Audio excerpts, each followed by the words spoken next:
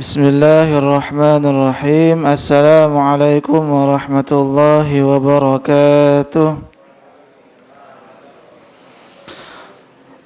Alhamdulillahi wa kafa wassalatu wassalamu ala nabiyyil mustafa wa ala alihi wa sahbihi wa man wafa.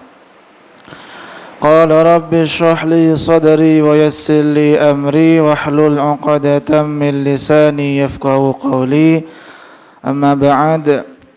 Fa ya ibadallah usi nafsi wa iyyakum bitaqwallahi faqad fazal muttaqun wa la tamutunna illa wa antum muslimun. Faqala ta'ala mudzakiran bidzalik يا أيها الذين آمنوا اتقوا الله حق تقاته ولا تموتن إلا وأنتم مسلمون. وقال أيضا يا أيها الذين آمنوا اتقوا الله وقولوا قولا سديدا يصلح لكم أعمالكم ويغفر لكم ذنوبكم ومن يطع الله ورسوله فقد فاز فوزا عظيما. Bapak Ibu rahimakumullah, alhamdulillah untuk kesekian kalinya kita lagi-lagi diperjumpakan kembali oleh Allah Subhanahu wa taala dalam majlis ini di Musalla Baitus Sakinah ini dalam rangka belajar hadis-hadis dari Rasulullah Muhammad sallallahu alaihi wasallam yang secara khusus hadis-hadis yang berkaitan dengan fikih atau hukum Islam atau teknis-teknis dalam beribadah kepada Allah Subhanahu wa taala. Adapun kitab yang kita rujuk adalah kitab Bulughul Maram. Bapak Ibu rahimakumullah, pada kesempatan kali ini kita masih di bab tentang jenazah. Bab tentang jenazah. Kalau di sini di kitab ini dicetakan yang ini nomor hadis ke-36.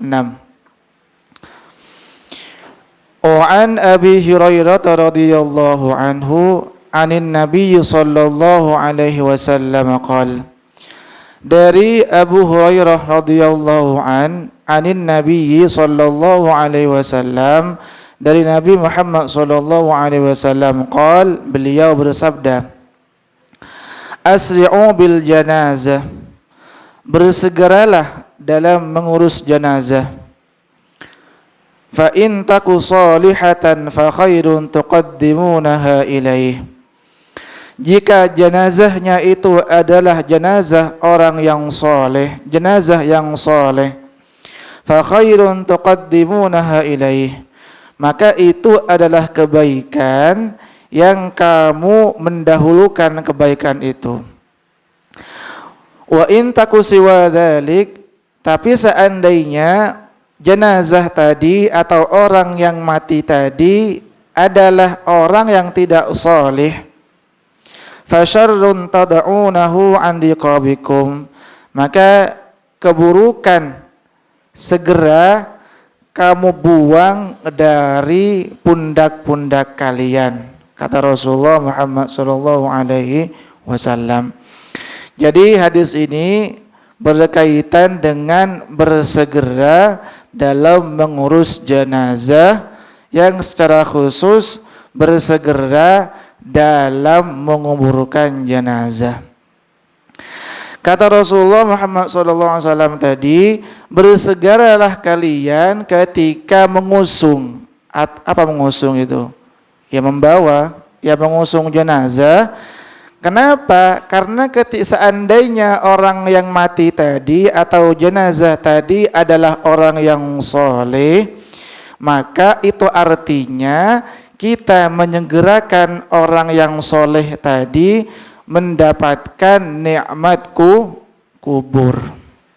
Sebaliknya, ketika orang yang kita usung jenazahnya itu kita segerakan, kita segera pendam, kita segera kubur, maka itu artinya kita menyegerakan melepaskan diri dari tanggung jawab merawat jenazah atau menguburkan jenazah. Jadi ini Bapak Ibu rahimakumullah. Jadi kalau orang soleh ketika dia berada di dalam kubur, itu artinya kita menyegerakan agar orang yang soleh tadi segera kita kubur. Itu artinya orang tadi segera akan mendapatkan nikmat kubur. Sebaliknya kalau orang yang kita kubur tadi, mohon maaf, katakanlah bukan orang yang soleh, orang fasik katakanlah, itu artinya kita segera membuang keburukan, termasuk kita juga segera melepaskan tanggung jawab dalam proses mengurus jenazah. Jadi itu kira-kira sedikit penjelasan terkait hadis itu.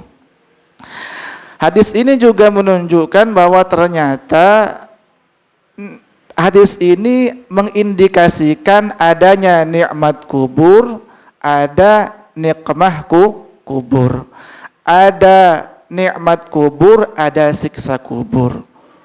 Buktinya, kalau ada orang yang soleh segera dikubur, itu artinya dia segera mendapatkan kenikmatan kubur atas amal-amal yang dia perbuat ketika di dunia.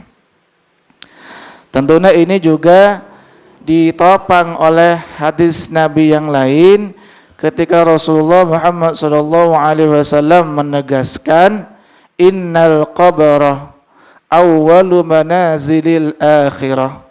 Sesungguhnya alam kubur itu, kata Rasulullah, adalah awwalu manazilil akhirah, adalah stasiun pertama akhirat.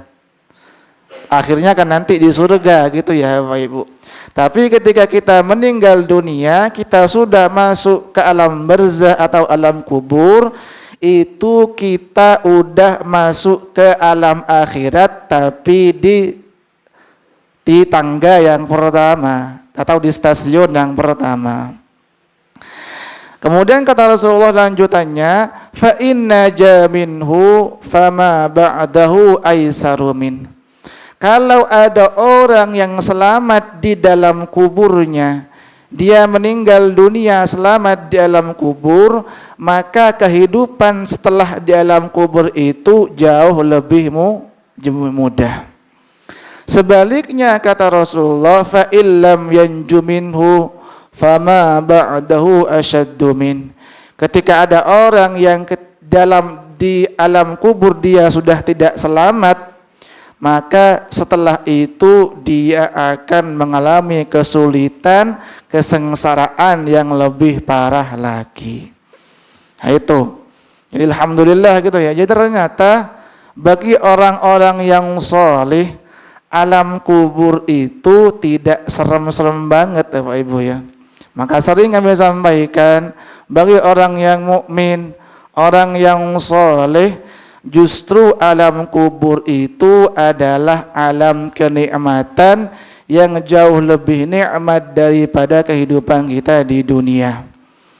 Jadi jangan dibayangkan alam kubur itu petang, gelap dan seterusnya. Iya, bagi orang yang kafir, bagi orang yang fasik.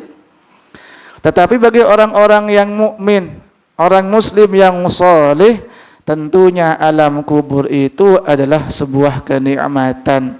Walaupun kita ketika masih dunia merasa takut gitu ya. Padahal ketika meninggal gak serem-serem amat.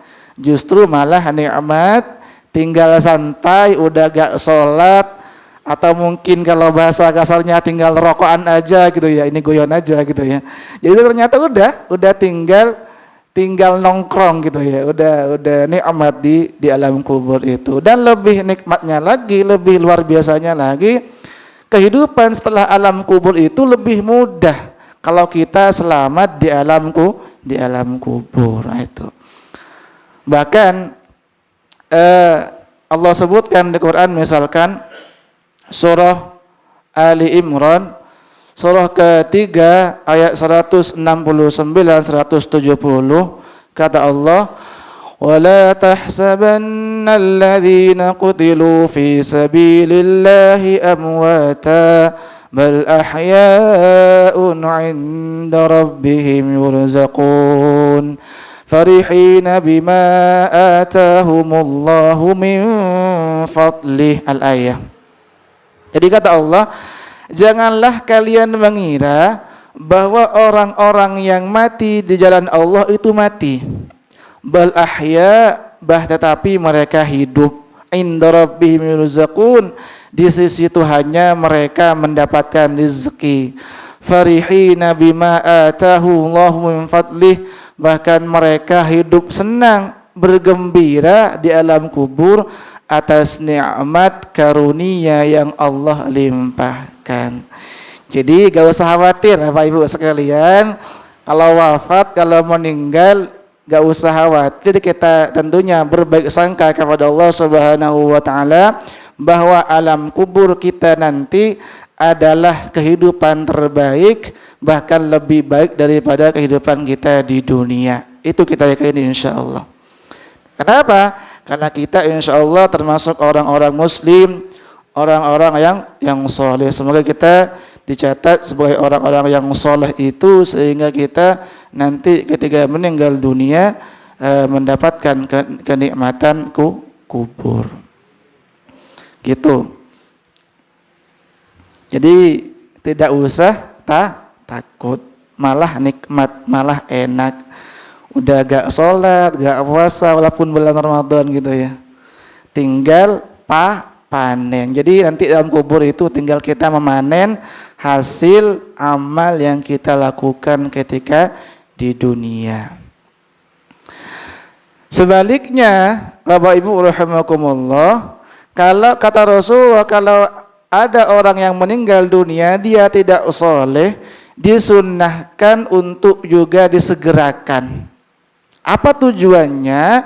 Agar kita berlepas diri dari keburukan-keburukan orang itu, termasuk juga kita bisa melepaskan diri dari tanggung jawab mengurus jenazah, dari kewajiban mengurus jenazah. Kalau kita kaitkan lagi dengan hadis Nabi yang tadi, kalau ada orang yang ketika di alam kubur dia tidak selamat, maka kehidupan setelahnya jauh lebih sulit, jauh lebih melarat, jauh lebih nelongso. Kenapa? Kata Quran, Allah sebutkan misalkan di Quran surah Ghafir ayat ke-46. Ghafir itu surah keberapa? Surah ke-40 kalau tidak salah. Atau nama lainnya surah Mukmin. Surah Al-Ghafir atau surah Al-Mu'min. Ayat ke-46 ketika Allah mengatakan An-naru yu'aduna 'alaiha ghuduwan wa 'ashiyya wa yawma taqumus sa'ah adkhilu ala fir'auna asyaddal 'adzab. Ini ngaji saya gak enak Masjid Wan ya. Mana Masjid Wan itu? Tapi gak apa, walaupun gak enak Masjid Wan, kita tampilkan. Jadi kata Quran di situ An-nar yu'raduna 'alaiha ghuduwan wa 'ashiyya. Neraka diperlihatkan oleh Allah kepada penghuni kubur, kepada orang yang sudah meninggal dunia, ghuduwan wa 'ashiyya, pagi dan sore. Bayangkan, udah di alam kubur, udah gelap gulita, sempit, cuma enggak nyampe 2 meter panjangnya gitu ya. Lebarnya juga berapa meter itu, mungkin 1 meter gitu ya, sempit sekali, atau bahkan enggak nyampe 1 meter, malah kemudian diperlihatkan tempatnya nanti di neraka. Itu lebih nelongso. Kalau orang mukmin tadi kan diperlihatkan surga, Bapak Ibu rahimakumullah. Jadi malah nikmat gitu ya. Sama kayak kita gitu ya, sering kami contohkan, kalau ada orang berpuasa, udah jam 5:30, dikit lagi maghrib mau berbuka puasa, di depan banyak makanan, ada gulai, ada sate, ada apa lagi, ada kurma, ada nasi goreng dan seterusnya, ada gorengan gitu ya. Nikmat atau tidak kira-kira? Nikmat. Padahal kita belum makan hidangan yang udah disiapkan, tapi udah merasa nikmat. padahal belum makan. Sama penghuni kubur juga begitu. Walaupun mereka belum masuk surga, tapi sudah diperlihatkan tempatnya oleh Allah di surga, nikmat. Masya Allah, itu tempat saya nanti di surga gitu ya, nikmat rasanya. Sama juga orang yang belum menikah, Pak Ibu, dulu pengalaman saya sih gitu ya. Udah tunangan, belum menikah sebetulnya, katakanlah sebulan kemudian jadwal akad nikahnya. Tapi udah senang sebetulnya, senang ya. Senang Pak Takin ya? Senang toh? Padahal belum menikah. Gitu kan? Tapi senangnya itu karena bentar lagi sudah menikah. Jadwalnya udah ada, harinya udah ditentukan. Sama penghuni kubur yang soleh atau orang yang sudah di alam kubur dalam barzakh yang soleh, mereka di belakang surga, mereka senangnya luar biasa. Sebaliknya orang-orang yang tidak soleh, bahkan orang-orang yang kafir, diperlihatkan tempatnya di neraka, betapa nelongsonya, betapa menderitanya. Jadi itu Bapak Ibu rahimakumullah, jadi itu hadis yang ke-36. Rasulullah menganjurkan atau memerintahkan kepada kita untuk bersegera dalam proses pengurusan jenazah, secara khusus ketika bersegera dalam menguburkan jenazah. Kalau memang sudah tidak ada yang perlu ditunggu. Tapi biasanya ada misalkan keluarganya yang mungkin ada yang masih di luar kota atau masih di luar daerah. Kalau memang bisa ditunggu dan tidak lama, ya nggak apa, mungkin bisa ditunggu. Tapi seandainya agak lama, katakanlah, sebaiknya langsung disegerakan dikubur. Kasihan orang yang sudah kangen ketemu dengan Allah, masa ditunda-tunda gitu ya. Kayak abah ibu lah, dinas kemana 3-4 bulan, setahun 2 tahun nggak ketemu anak istrinya, kangen toh, kangen. Ternyata udah udah ditentukan hari perpulangan, ternyata ditunda sehari. Kira-kira mangkel atau tidak? Mangkel. Enggak mau saya, pokoknya sekarang harus pulang. Kenapa? Karena udah kangen kepada keluarganya. Sama orang yang soleh itu kangen berjumpa dengan siapa? Dengan Allah Subhanahu wa ta'ala. Jadi kangen kepada kekasihnya.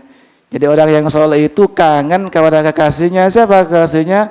Allah Subhanahu wa ta'ala. Makanya kata Rasulullah Muhammad sallallahu alaihi wasallam, "Man ahabba liqa Allah, ahabballahu liqa'ah." Barang siapa yang rindu berjumpa dengan Allah Subhanahu wa ta'ala, Allah juga rindu kepada orang itu. Wih, luar biasa ini. Jadi orang-orang yang soleh yang meninggal itu ternyata Allah lagi kangen kepada orang itu, makanya Allah kemudian wafatkan orang itu. Nah itu. Jadi kita berbaik sangka kepada Allah Subhanahu wa ta'ala. Kalau kita meninggal, itu artinya Allah lagi kangen kepada kita, Allah pengen ketemu dengan kita. Masalahnya kita siap atau tidak gitu ya. Itu masalahnya. Walaupun udah, mohon maaf ya, jangankan yang muda, yang tua mungkin kayaknya gimana kalau udah meninggal gitu ya. Siapa yang tua-tua di sini? Ya mungkin Pak Safari gitu atau Pak Aminin. Kalau ditari mati kayaknya nggak siap sih. Masih ada perasaan takut-takut gitu ya. Apalagi yang muda kayak saya gitu ya. Baru nikah setahun udah mati gitu ya. Ini kan eman. Walaupun sebetulnya ketika mati nggak serem-serem amat gitu ya. Atau mungkin masih bocah seperti anak-anak ini mati gitu ya. Pengennya masih main bola atau main apa aja, tiba-tiba mati. Padahal ketika mati pun jauh lebih nikmat. Jadi itu Bapak Ibu rahimakumullah, hadis yang ke-36 tentang kesunahan menyegerakan atau perintah Rasulullah untuk menyegerakan dalam proses mengurus jenazah. Secara khusus adalah menguburkan jenazah. Kemudian kita masuk ke hadis ke-37 kalau di sini. Wa anhu dari Abi Hurairah radhiyallahu an qala, beliau berkata, qala Rasulullah sallallahu alaihi wasallam, Rasulullah Muhammad sallallahu alaihi wasallam bersabda, man syahidal janazata hatta yusalla 'alaiha falahu qirat. Kata Rasulullah Muhammad sallallahu alaihi wasallam, man syahidal janazah, barang siapa yang menghadiri jenazah, hatta yusalla 'alaiha, kemudian dia mensolati jenazah itu, falahu qirat, maka bagi dia pahala satu qirat. Wa man syahidaha hatta tudfana falahu qiratan, barang siapa yang menghadiri jenazah kemudian dia mensolatinya, hatta tudfana, termasuk dia kemudian ikut menguburkan atau ikut mengiringi penguburannya, falahu qiratan, maka bagi dia pahala 2 qirat. Qila wa mal qiratan, ditanya apa 2 qirat itu ya Rasulullah? Kata para sahabat, qala mithlu al-jabalaini al-azimaini, seperti 2 gunung yang besar. Muttafaqun alaih. Wali Muslim hatta tuda'a fil lahdi, sampai dimasukkan ke liang lahat. Lanjutkan ya Bapak Ibu. Walil Bukhari aidan min hadits Abi Hurairah, man tabi'a janazata muslimin, barang siapa yang mengiringi jenazah orang muslim, imanan wa ihtisaban, karena iman kepada Allah dan mengharap pahala dari Allah, wa kana ma yusalla 'alaiha, kemudian dia ikut menyolati jenazah itu, wa yufragha min dafniha, kemudian ikut mengiringi jenazah itu ke kuburan, fa innahu yarju' bi qirataini, maka ketika dia pulang dia membawa pahala 2 qirat. Kullu qiratin mithlu jabal Uhud, 1 qirat seukuran gunung Uhud. Nah, ini Rasulullah membicarakan tentang keutamaan mensolati jenazah, termasuk mengantarkan jenazah, termasuk menguburkan jenazah. Jadi ini Rasulullah sedang membicarakan keutamaan 2 itu, sholat jenazah dan mengiringi jenazah atau menguburkan jenazah. Jadi kata Rasulullah di sini, orang yang hadir di kematian orang, katakanlah gitu ya, kemudian dia ikut menyolatinya, termasuk ikut mengiringi proses penguburan jenazah itu, maka kata Rasulullah dia mendapat pahala 2 qirat.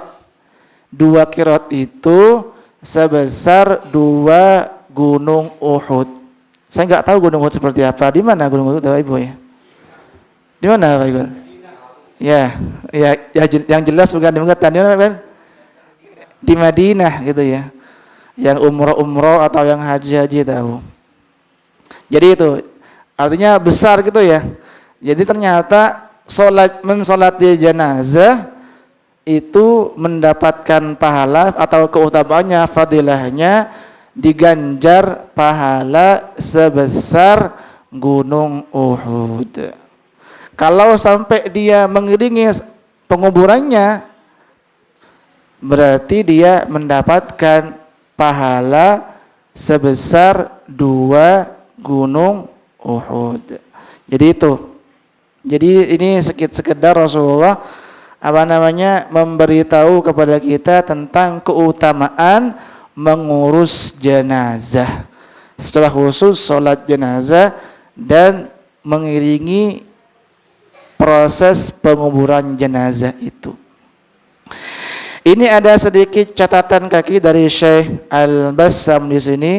Fihi al-fadlu li syuhudil janazati bis salati wat tashyi'i wal himli wad dafni tasdiqan bi wa'dillah wa raja'i thawabihi.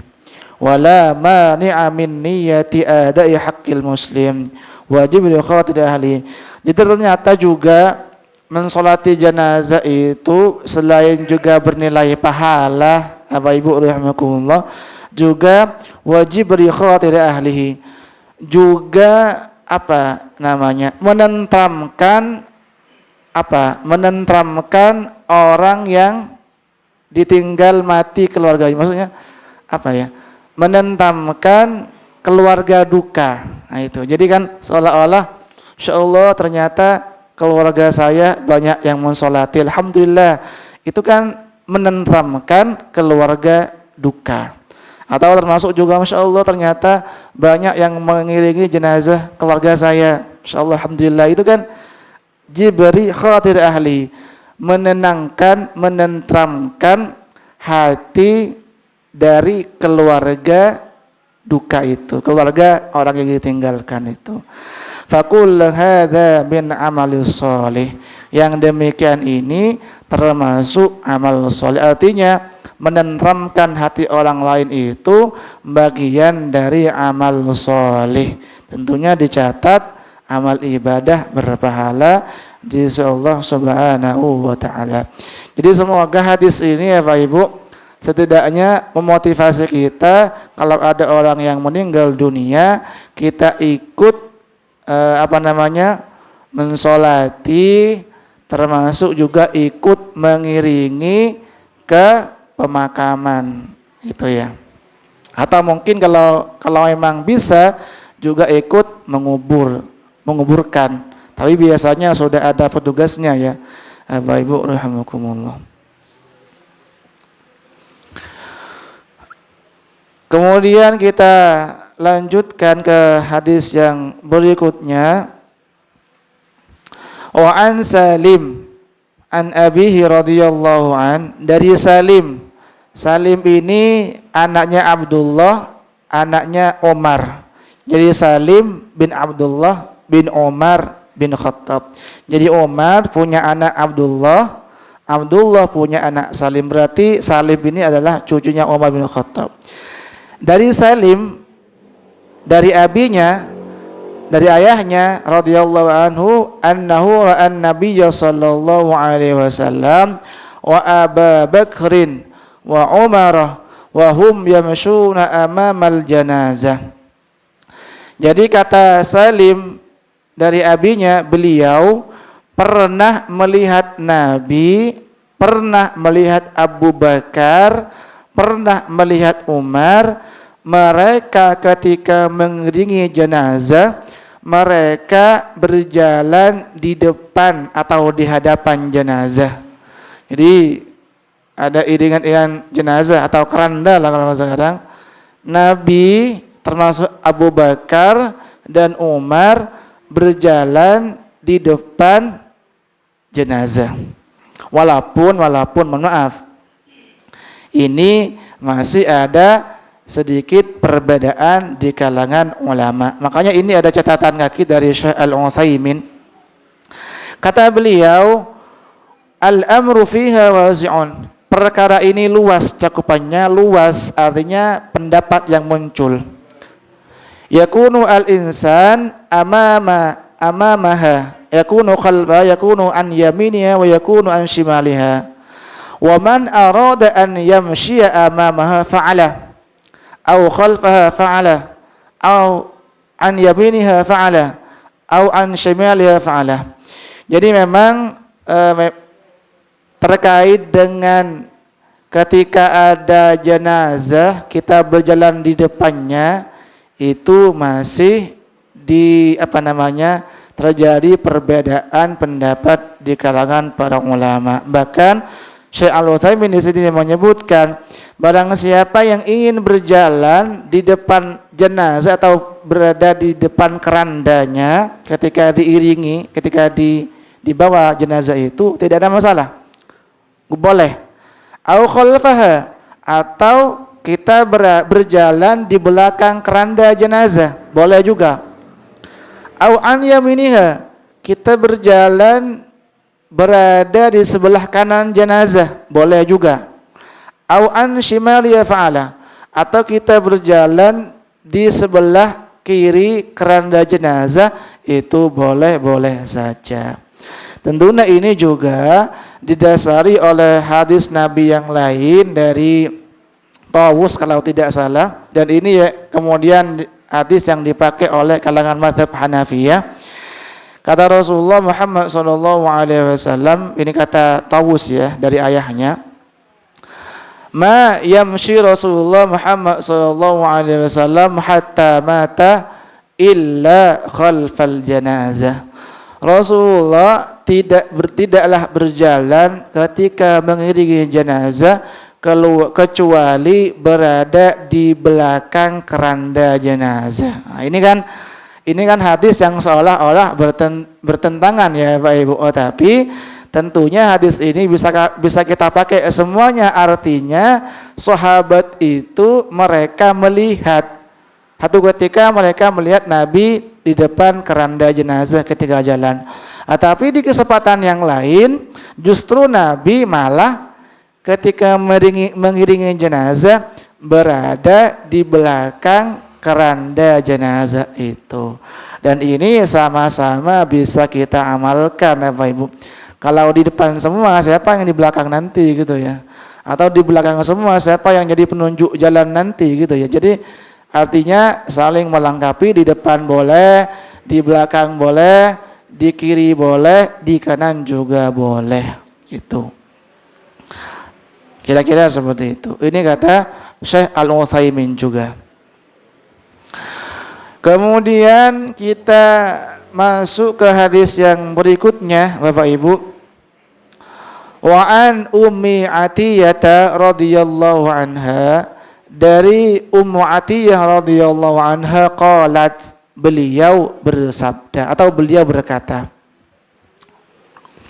nuhina anittiba'il janaiz wa lam yu'zam alaina. Nuhina anittiba'il janazah, kami dilarang oleh Rasulullah untuk mengiringi jenazah. Walam yu'zam alaina, tetapi pelarangan itu tidak diketatkan oleh Rasulullah Muhammad SAW.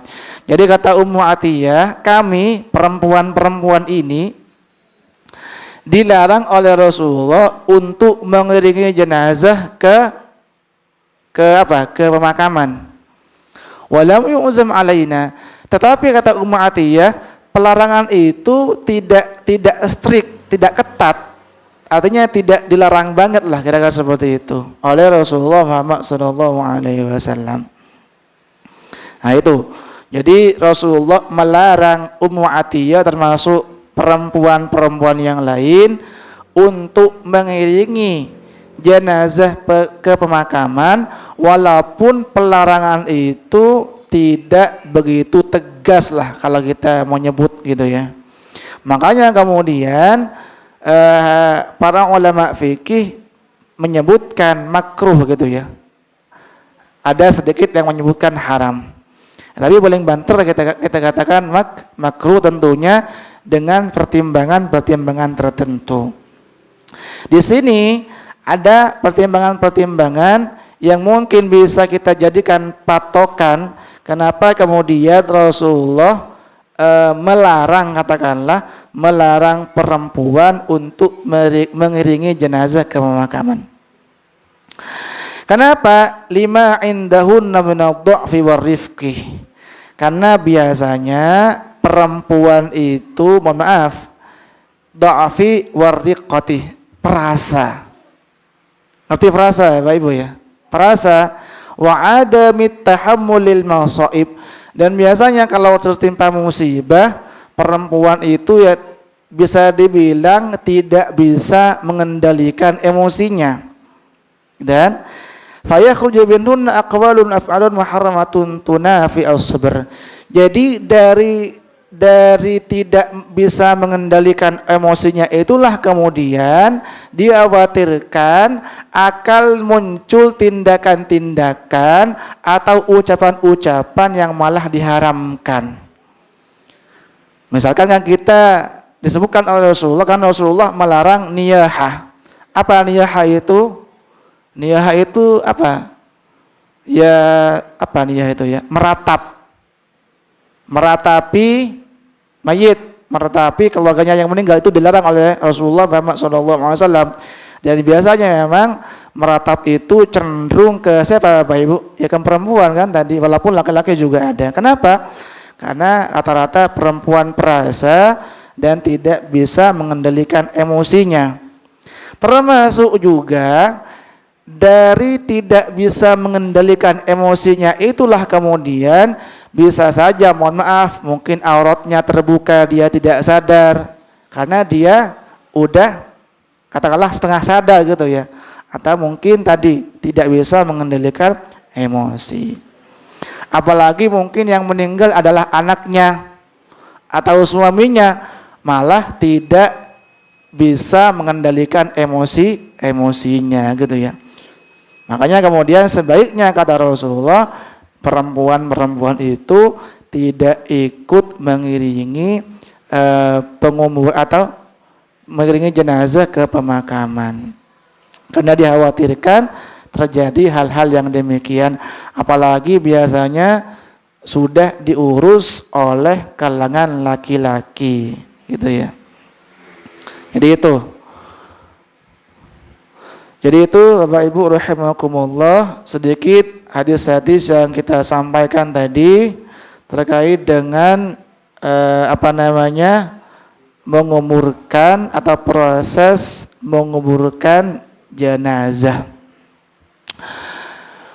Mungkin cukup sekian yang bisa kita sampaikan pada kesempatan kali ini. Semoga bermanfaat, semoga dicatat amal ibadah berpahala di sisi Allah Subhanahu wa taala. Kita tutup perjumpaan kita kali ini dengan kafaratul majlis. Subhanakallahumma wa bihamdika asyhadu an la ilaha illa anta astaghfiruka wa atubu ilaik. Assalamualaikum warahmatullahi wabarakatuh.